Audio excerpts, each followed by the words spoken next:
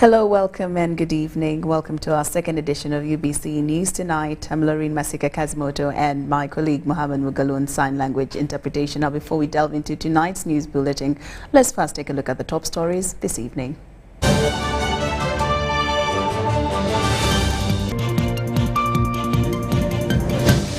And in our headlines tonight, Mark Lawdon declined to defend gay bill. Clergy in Fort Portal demonstrate against the same-sex marriage.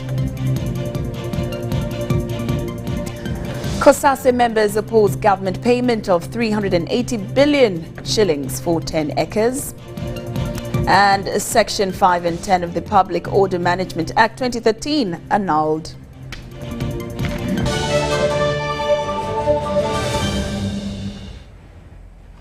Good evening once again and welcome to UBC News Tonight. Makerere University Law Dons, led by Dr. Businje Kabumba in company of select non-governmental organizations, have asked government to implement available laws that protect culture than pursuing the Anti-Homosexuality Bill in the offing. Appearing before the Parliamentary Committee on Legal Affairs to avail their opinions, activists deviated from the new proposed enactment. We have details in this report. Several groups continue to shed opinions and making submissions on the proposed Anti-Homosexuality Bill 2023 that is currently before the Parliamentary Committee on Legal Affairs for scrutiny before it's tabled on the floor of Parliament.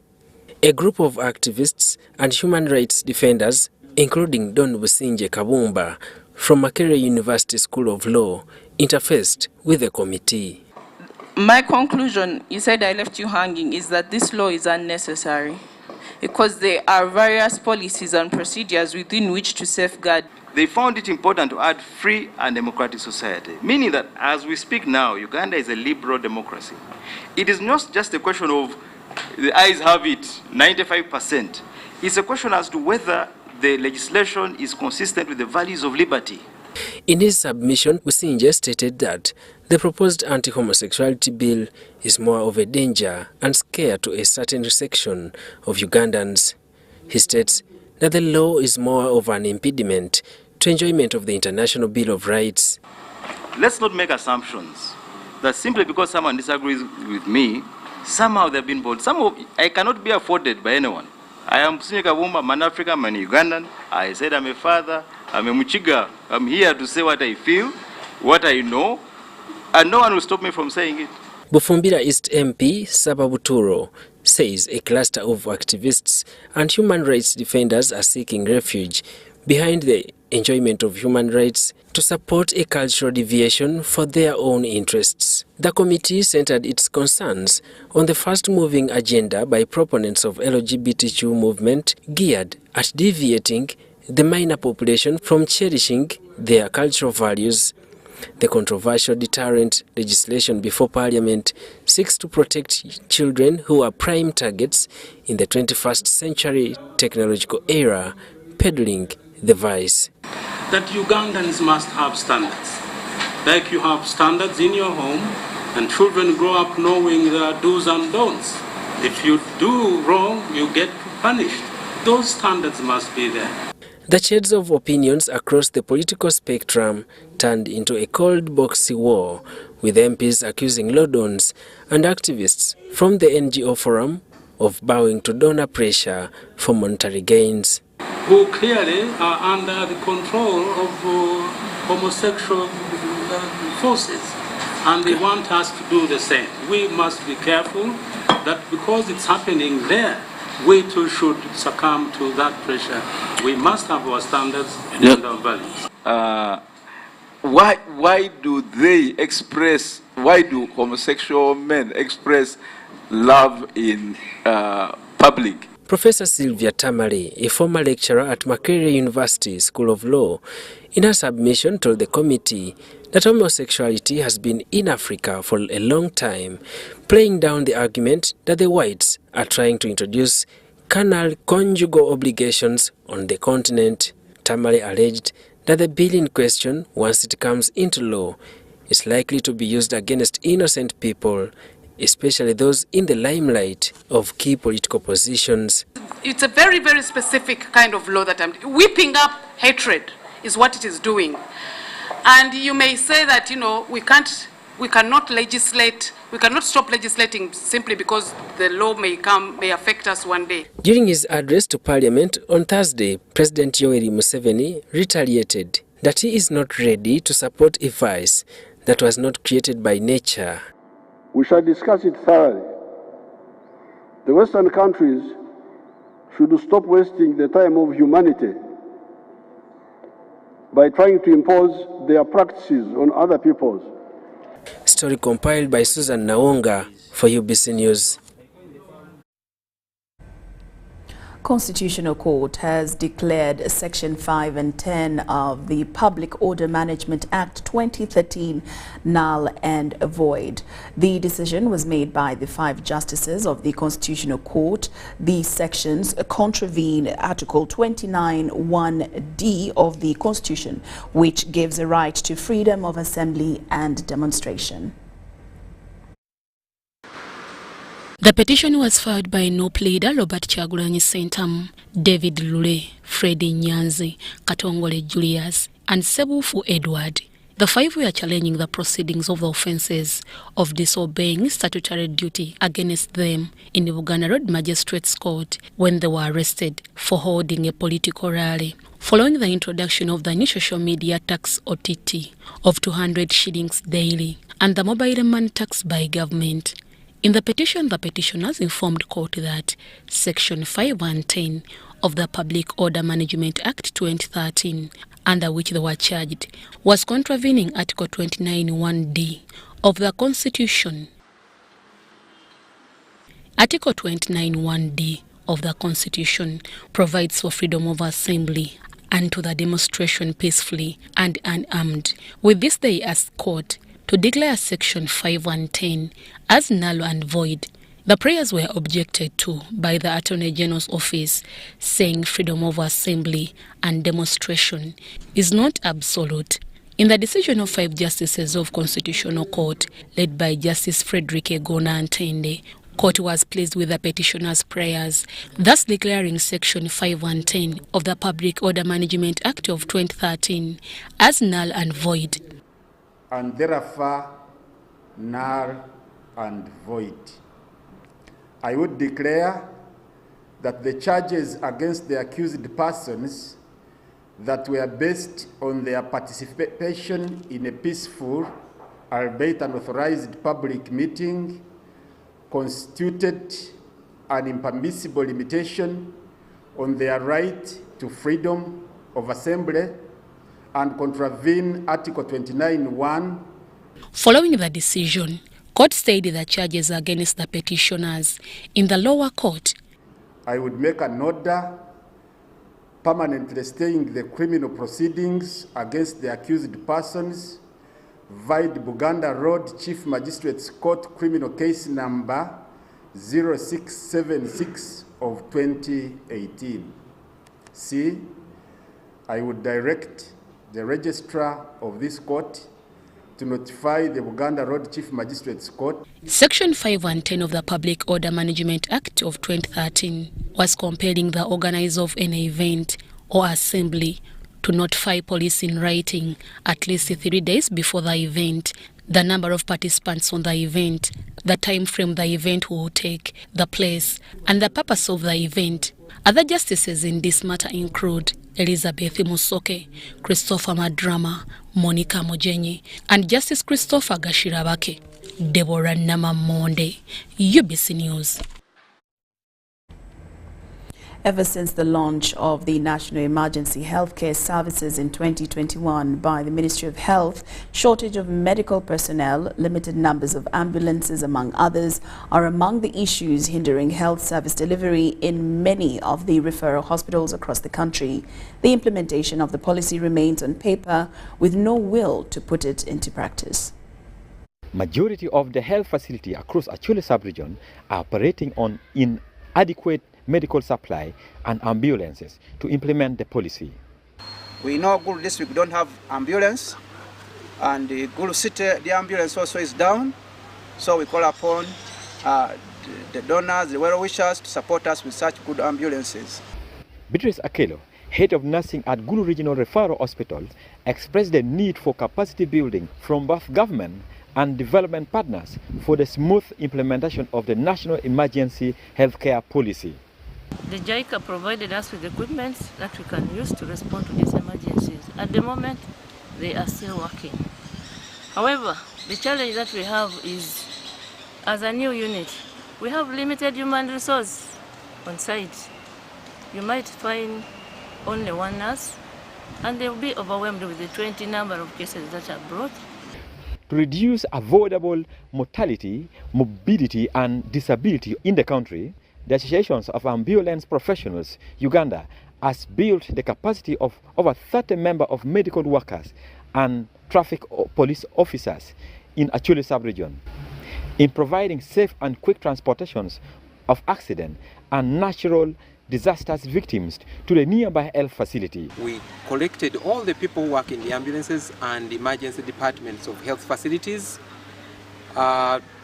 giving them and enhancing the skills of managing emergencies at the scene of the accident, but also how to stabilize them and giving care during transit to hospitals. The simulation exercise with traffic police during the training was meant to demonstrate how police and the medical personnel can work together to safely evacuate the accident victims from the scene without losing life. Need to know how stable they are, need to know if we have intervened in all the things that are taking their life even before transporting them. So please give us a bit of time, be confident in us because we know what we do, and then let these patients be helped. The National Emergency Policy is one of the tools brought on board by Ministry of Health to streamline the emergency response services by providing safe and quick transportation of the sick to the hospital. Stephen Okello, reporting for UBC TV in Gulu City. AntiCorruption Court is most likely to dismiss a case where Doviko Mwanje and police officers are accused of demolishing and stealing items worth 800 million shillings of St. Peter's Church, Ndeba.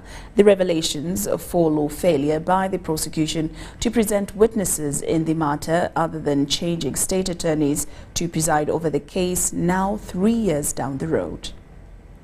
The Anti-Corruption Court in Kora has resumed with a case where businessman Dodoviko Mwanje, the former KCCA urban planner Ivan Katongole, and the then police officers are accused of demolishing and stealing items worth 800 million of St. Peter's Church in Ndeba. Although Magistrate Asiro Joan was set to kickstart with the hearing of the case, this was impossible following the absence of the State Attorney in this matter. State Attorney, however, represented by Gloria Nzukulu, asked court for more time. Defense legal team asked court prosecution to close its case for failure to present witnesses as directed by court during the last court sitting. Reasons being that on 30th January 2023, when the matter came up for hearing, Mr. Waswa Adams from the state informed the court that he had just received the file that day and therefore was unable to proceed and prayed for about 2 weeks to study the file and proceed. Unfortunately, today, the state informs us that Mr. Waswa Adams is off the file, and the file has been referred back to the head Anti-Corruption Division for reallocation. Magistrate Asilo Joan adjourned the matter to 9th May 2023 and ordered prosecution to speed up with a trial. Ever since the lodging of the case, 3 prosecutors have so far presided over it. Defense cited infringement on the accused's rights as per the Constitution. Because the accused persons are entitled to a quick and fair, speedy trial. So these prolonged adjournments at their cost violate their rights to a fair and a speedy trial. They are not working, they are not earning, but they keep coming to court every day to hear their matters, and unfortunately the state is not ready to proceed. The accused persons include Dodoviko Mwanje, SSP Rashid Agero, CPA Pedro David, ASP Sabidi Kaloli, AIP Kiro Anthony, and Katongole Ivan, former KCC urban planner. St. Peter's Church of Uganda and Deva was demolished on 10th August 2020. Deborah Nama Monde, UBC News.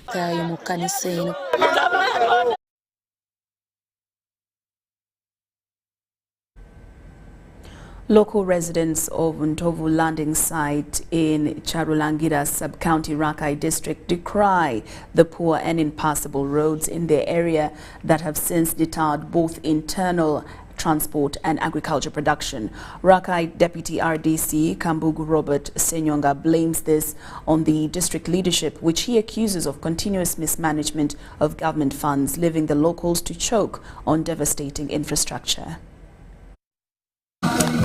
These are some of the vehicles belonging to Rakai District local government that nearly rammed into people's houses at Ntovu landing site in Charulangira sub-county over poor and impassable roads. As they remain stuck, locals refuse to help these local leaders to push their vehicles out of the mud, and they accuse them of keeping a deaf ear as their state of roads continue to worsen. Ate kibakola wi government tusoto omusoro gwa government wanu go kumwaro amato gasasura lisinse emitware 5 government netwara ngo bukade tugeze ngo bukade ngabuna neti butuyambye ku Ntovu. Recently, government invested 800 million shillings in this small-scale irrigation project to boost all-season agriculture production, but also curtailing locals from encroaching on the catchment areas of Lake Kijani-Balora. But even when these farmers successfully utilize this project, their agriculture products have never seen the market due to poor road networks. Obuzibu bwe twasanganga bwali bwa makubo kuba waliwo n'ennyanya zaffe ze twalima ze twakungula ntuziteekaawo entambula n'eremesa ne zivundirawo ezimu ng'amakubo gatulemeseza buli g'okubira nti ze siina gye ngenda kujja ekkubo bisi emmotoka tejja kukola ki tejja kuvaayo. To be honest, the money we get for the internal maintenance of the roads, honestly, is not enough. I'm sincere. Because you find a road, 20 kilometers, you get 70 million. What do you do with that? Speaking at the launch of this irrigation project, Robert Senyonga, the Rakai Deputy RDC, accused the district leadership for continuous mismanagement of government funds.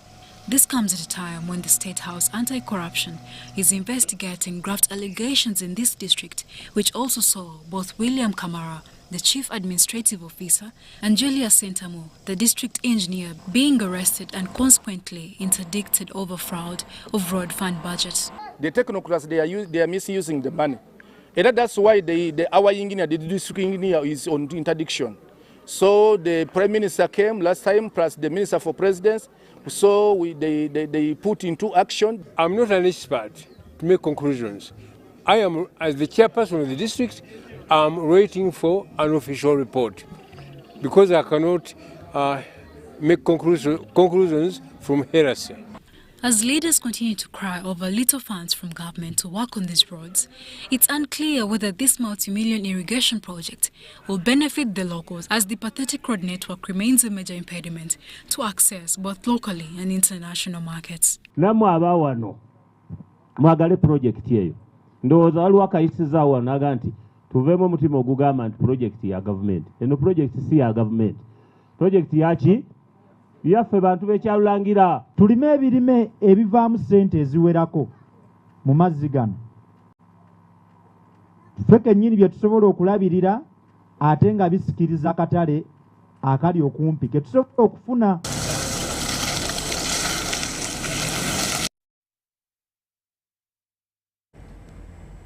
The landlords of Kabiramaido Town Council may risk losing their property following the agreement signed by the local leaders and the resident state attorney.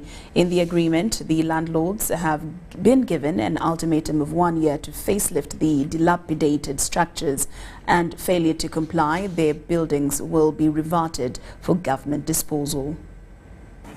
Kabiramaido Town Council, which was once a booming town in Teso sub-region, has been reduced to a ghost town following the economic vacuum that was left by the colonial masters. The Lira you see was supposed to be here where we are, but because of the mosquito that was down in Bululu, near, in fact at the Lake Yoga side, forced the whites who were there planning to put Lira district here and decided to take it there. Local leaders have now formed a joint effort to push for the municipality status, a move aimed at reclaiming its former glory.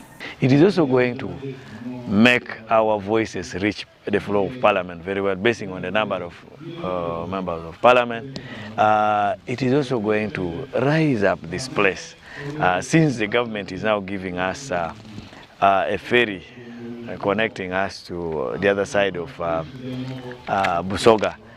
This has come at the time when the landlords have been issued with the directives to facelift the dilapidated structures that have outlived their lifespan. Of recent, we had a meeting with custodian board on these very structures that you see in town, and we have tasked the owners of these structures through the state attorney, the resident state attorney of this place, to see that we facelift the structures which are in town. Failure to comply with the new directives, the owners of the dilapidated buildings may lose their property. As you have seen them, those structures, their lease offer has expired. So automatically, those buildings, they will be reverted back to government. Then the government will now see either to dispose them as structures or to demolish them and sell them as plots. Joseph Foucault, UBC.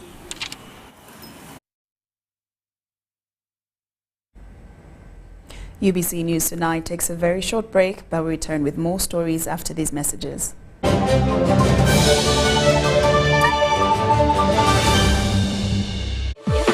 Talk with freedom. Get MTN Freedom voice bundles that don't expire. Dial *100 *21# or my MTN app for more bundles. Together, we're unstoppable. This isn't just a girl. She is the future. This is a teacher, a doctor, a community leader, our future president. This is our family's pride. This is my friend.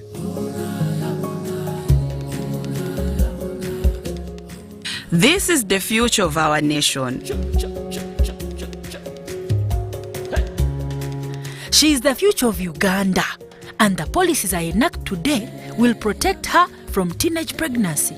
She is the hope of our community, and I will talk to others about how we must protect her. She is our family's pride, and I will protect her from child marriage and talk to her about the dangers of teenage pregnancy.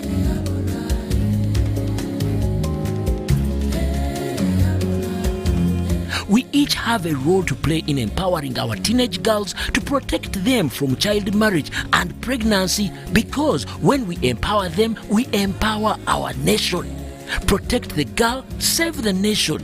Their support meant so much to me. I stayed focused and was protected from child marriage and teenage pregnancy.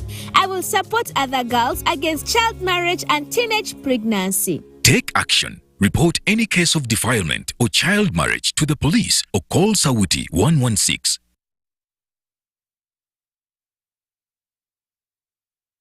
It's Freaky Friday from Airtel. Buy or gift. Buy or give. Get freaky too! Dial *100 *10 hash to load a Freaky Friday bundle for you to enjoy the best offers on voice and data. To buy a bundle for friends and family, dial *100 *10 hash. Freaky Friday with Airtel. Buy or gift a bundle today. Dial *100 *10 hash to get started. Airtel, the smartphone network.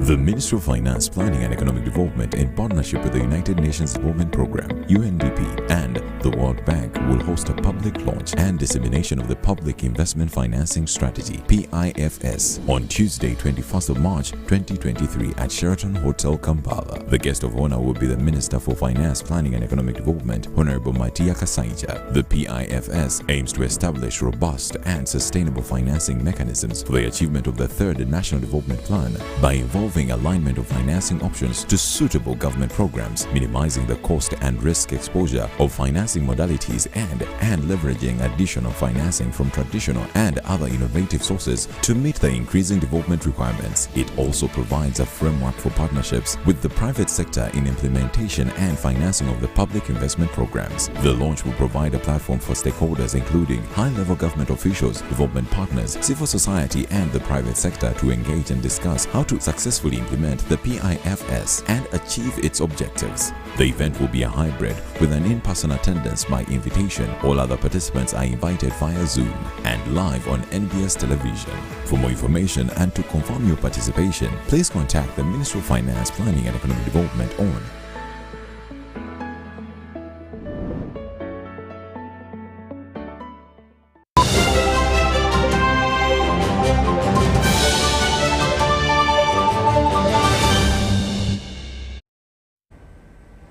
Welcome back from that break, and we're glad that you're still with us here on UBC News Tonight. And now into the business scene. Public and private sector entities have committed to curb illicit trade in Uganda through engagement, awareness and legislation and enforcement. Besides causing revenue loss and exposing citizens to harmful products, illicit trade severely affects legitimate business sectors. Poor enforcement, lack of awareness, porous borders, limited public and private sector collaboration, and the legal regime are blamed for the worsening state of illicit trade in Uganda. The private sector umbrella body and the tax-paying business entities are crying foul and want more active approaches spearheaded by government to stop the vice. Illicit trade, whether it's in production, trade, distribution of goods, products, it's really a creeping danger to our economy. It is a threat to our health, it's a threat to our economy, it's a threat to our revenue, and it's a potential threat even to our security, because we do know that some people use illicit trade to raise resources, to cleanse money, to be able to do bad things. In a stakeholder dialogue in Kampala, key public and private sector entities aligned with trade committed to walk the talk in fighting illicit trade. People are going blind because of illicit warages and gins, which are made in very, very dangerous conditions. Now, the challenge is that interplay between ignorance, poverty, and disease comes at play. People are poor, so they are vulnerable to buying cheaper options. Because of ignorance, they are consuming things they don't know how harmful they are. And in the process, when your organs are destroyed, you spend more money in the hospital because of treatment.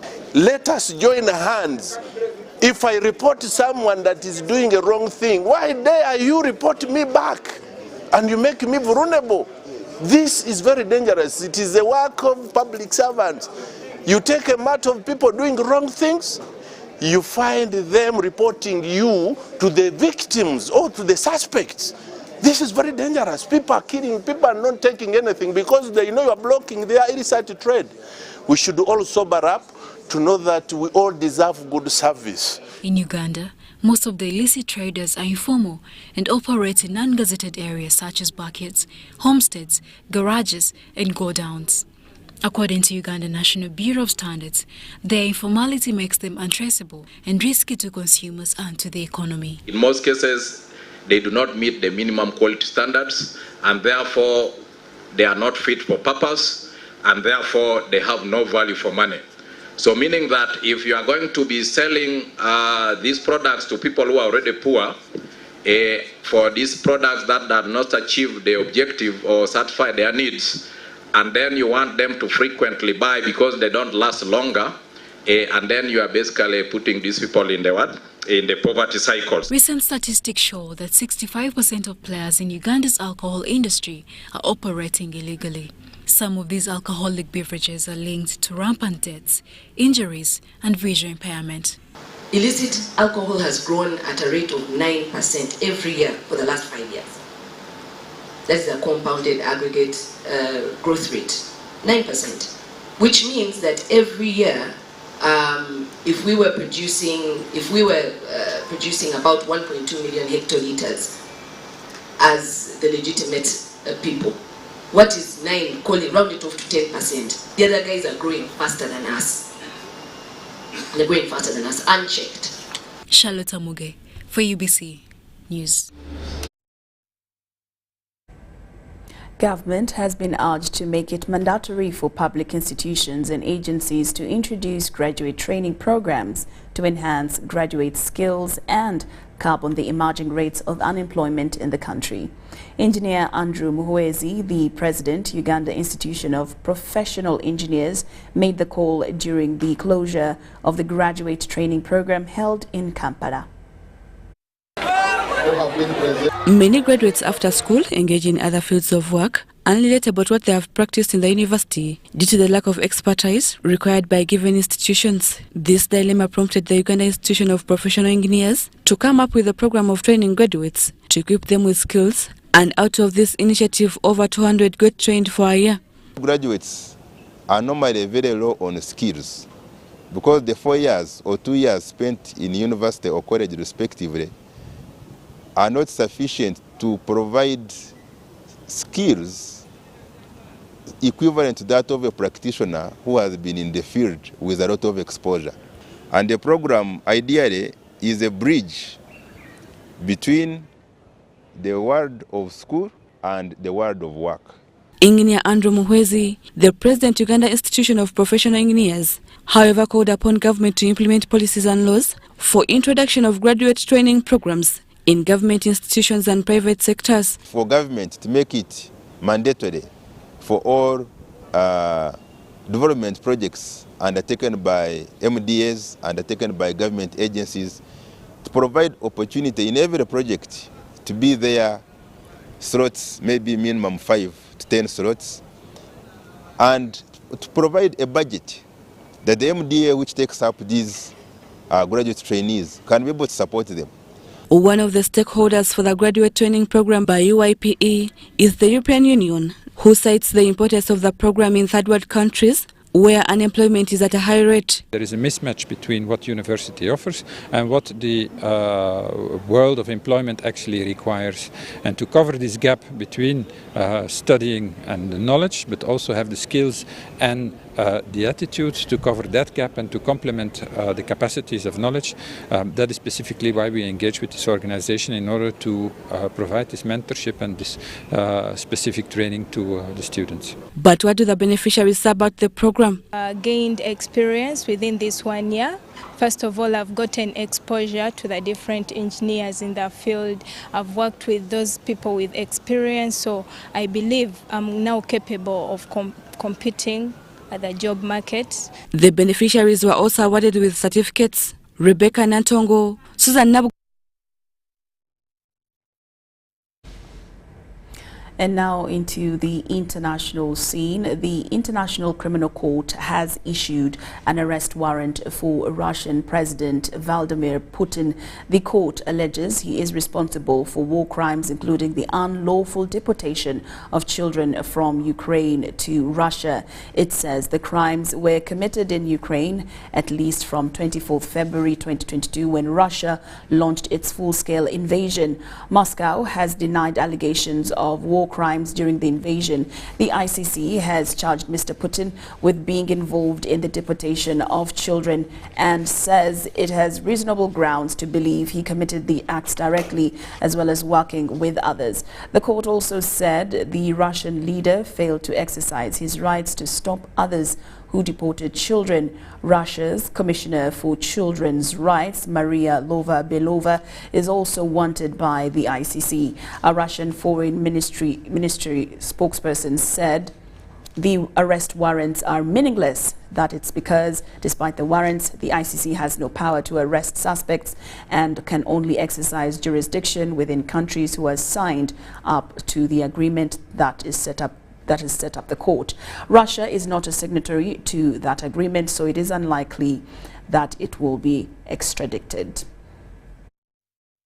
For Vladimir Putin, President of the Russian Federation, and for Maria Lvova-Belova, Commissioner of the Russian President for Children's Rights, for the alleged war crimes of deportation of children from Ukrainian occupied territories into the Russian Federation. It is forbidden by international law for occupying powers to transfer civilians from the territory they live in to other territories. Children enjoy special protection under the Geneva Convention. The contents of the warrants are secret in order to protect victims. The ICC attaches great importance to the protection of victims, especially children. Nevertheless, the judges of the chamber dealing with this case decided to make the existence of the warrants public in the interest of justice and to prevent the commission of future crimes. This is an important moment in the process of justice before the ICC. The judges have reviewed the information and evidence submitted by the prosecutor and determined that there are credible allegations against these persons for the alleged crimes. The ICC is doing its part of work. As a court of law, the judges issued arrest warrants. Their execution depends on international cooperation.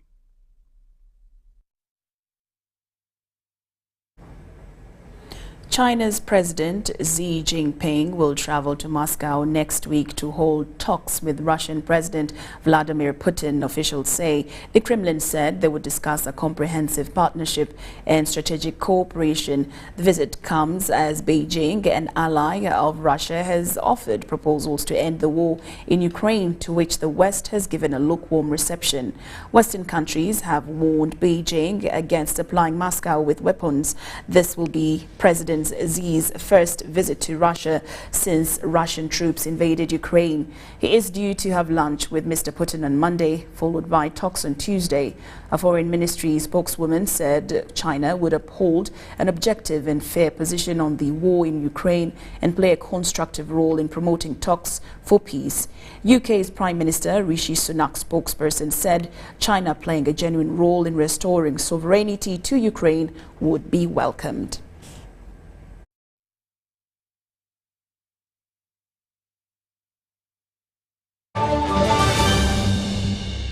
It's Freaky Friday from Airtel. Buy or gift. Buy or gift. Get freaky too! Dial *100 *10 hash to load a Freaky Friday bundle for you to enjoy the best offers on voice and data. To buy a bundle for friends and family, dial *100 *10 hash. Freaky Friday with Airtel. Buy or gift a bundle today. Dial *100 *10 hash to get started. Airtel, the smartphone network. Ladies and gentlemen, this is your captain speaking. We're descending into Entebbe Airport. For those proceeding to Kampala City, the biggest event in East Africa is in town. That's right, the East African Business Expo 2023 is happening from the 23rd to the 26th of March at Kololo Grounds. Join us to network, connect, and grow. Contact us for exhibition or sponsorship opportunities. The 14th East African Procurement Forum and Business Expo 2023 is hosted by PPDA.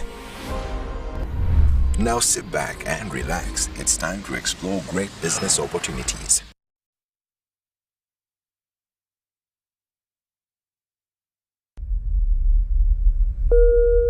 Ladies and gentlemen, this is your captain speaking. We're descending into Entebbe Airport.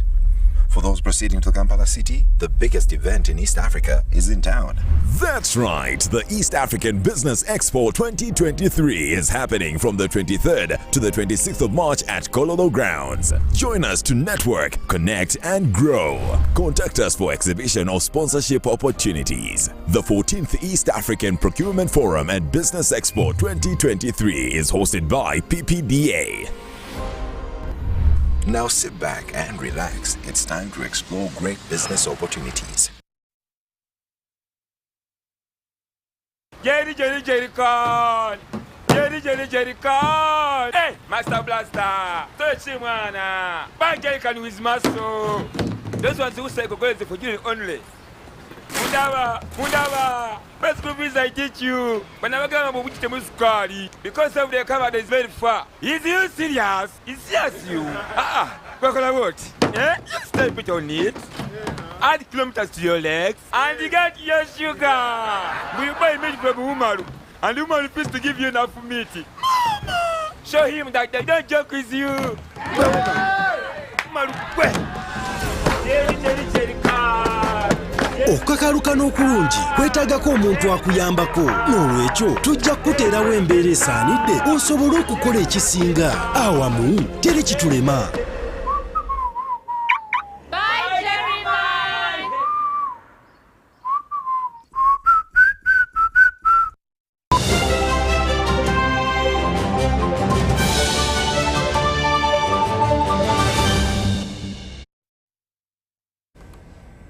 Welcome back, and now into the sports scene. FUFA Big League leaders Kitara Football Club have extended their lead to top the table after beating Kataka FC 2-0 at their home ground at Chigaya in Chikube district. We have the details. Sam Simbwa, the head coach of Kitara FC, has shown mounted pressure, exhibiting readiness to maintain the top of the table in a 2-0 win against Kataka FC. The victory threw fans in frenzy moods as the team continues its title charge. Derek Biabatrezi from the bench put Kitara in the lead in the 73rd minute, while George Senkaba scored a winning goal in the 75th minute. With the win, Kitara moves to the top of the table with 43 points for the season, 4 clear from Police, who are in second place. A bit more physical than us, but we had prepared well. We were up to the task, and we calculated well to win. Anytime we knew we could score, and that's what we did. The assistant coach of Kataka FC says all efforts are centered on ensuring the team is not relegated. Ngenda kugamba nti terubadde lunaku lwaffe kyesobola kugamba nti olunaku terubadde lwaffe kuba tusobodde okukontaininga half time naye ekitundu ekyokubiri ebadde oba nandikiise nti abavubuka bange beerabidde kye nabagambye okukola kyosobola kikolaba nti basobodde otuteeba naye nga bwe tuli omupiira nti omupiira gubaamu okugobebwa ne gubaamu okukola tulo n'okuwininga so tulina okuddayo tugende tweterereze geemu endala kuba tulina geemu ewaka.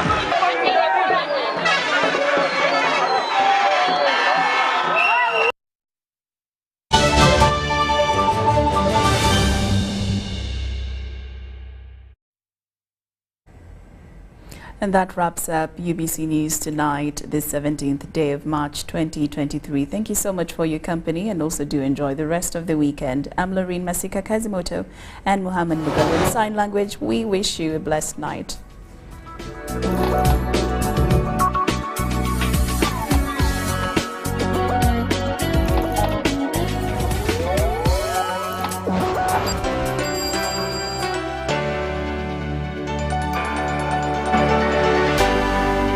UBC, inspiring Uganda.